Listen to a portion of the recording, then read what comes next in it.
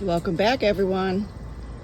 Well, we've got a few winter squashes that have turned full color. The tendrils have died back on them. So before they get waterlogged, which can happen through the stem system, I'm going to go ahead and clip them right here. And we're going to cure them. And then once they're done curing, it's time to put them up on the shelf for our winter harvest whenever we want to have a yummy treat. These are the red curry, and everything else is starting to come in pretty hard. The Seminole pumpkins are starting to bulb up. The butternut squash doing really well. Now this little girl, she was doing good, but we had such a massive rain, and you're gonna get waterlogged. Don't fret, little ponies. Throw it down. There's plenty more to come. Look at them all. Just off a couple plants. I don't know if she's gonna make it. She looks a little waterlogged to me, but I'm gonna leave her. And then we got the chest pumpkins coming on hard. They're looking great. Looking really great. All the winter squash actually is looking fantastic. This is the spaghetti squash. This is a small wonder, a new variety.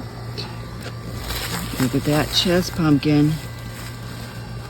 And they are just doing awesome, climbing the fence. Grow up, guys, grow vertical. Some more spaghetti squash. They're starting to turn true to color, but they're just going to take over. I'm just going to walk you around real quick around the outside fence line. Some cucumbers, and yes, this is what happens every year. The cucumber beetles attack and everything looks gross and nasty. Don't worry, harvest what you can. And just do extra next year if you didn't get enough to carry you through. We're just gonna weave this little guy. Weave this little guy through. These squashes just get crazy out here. All right, this is a Seminole pumpkin back here, and people think that this is mold or mildew or fungus. It's not. This is the characteristic of certain vines. So once you start to get to know your vines, your varieties, don't go crazy. It's just what it is. We got some beautiful zinnias popping up everywhere. And again, this is what is going to happen. It's called wilt. This comes from the cucumber beetle. I don't worry about it because you know why? I put in every 2 weeks different varieties. So I always have cucumbers coming in, even though that batch looks like hell. Look at this batch. Doing quite okay. And then 2 weeks later, I've got another batch coming through. Corn's doing great back over here. So, you know, in gardening, sometimes you lose, sometimes you win. But it's just the way it goes. All right, some more winter squash climbing up the vine here. Let's see what we got. I believe this is going to be an acorn. Yeah. And we've got acorns that are way further ahead of schedule. And then we've got some sweet dumplings.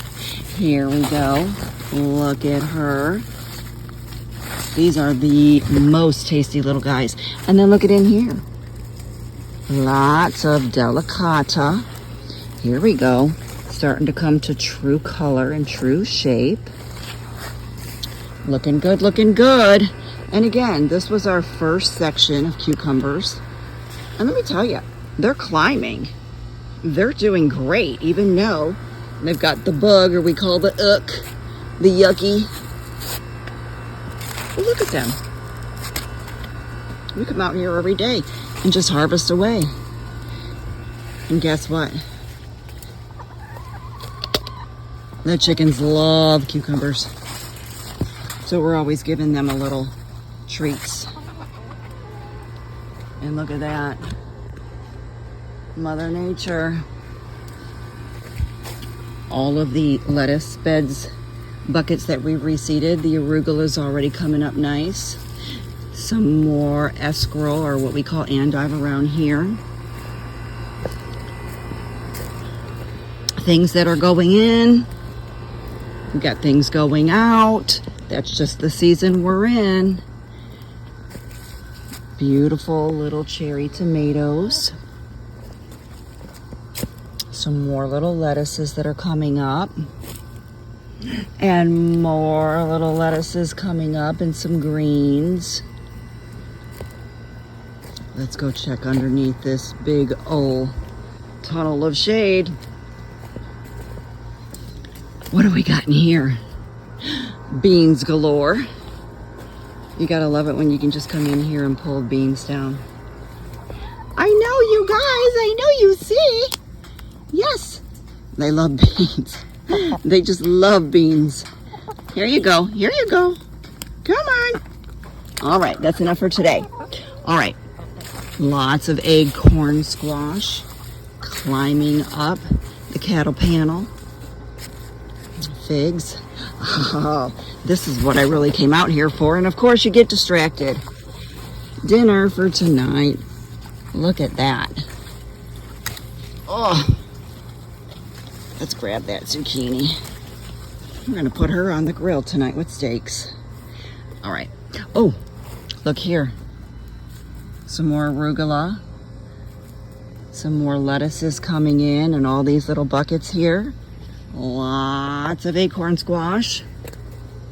Tomatoes are still coming in hot and heavy. And then we've got some bush variety acorns way down in here. And really starting to pop in. So we're doing great. Our winter harvest is going to come in hot and heavy, and we are happy about that. So yeah, guys. Utilize your fence line if you can. Look at all the extra food I can grow in this garden just by growing up. Oh, and put some cattle panels in, because they will definitely help out shading out your cooler crops that you've got going in. And now that we're going into our later season, or more fall season, it's a perfect time to start redoing those lettuces and greens. Oh, here's another one that got waterlogged. And a lot of people think, oh, there's something wrong. There's nothing wrong. It happens. It's just too much rain at one time. But anyways, I just wanted to bring you along, show you a quick video of how things are progressing. And we are going to definitely be looking forward to some cooler days, because it has been absolutely brutal here in Michigan. We're in zone 6, if anybody needs to know. I do try to tell you that quite a bit.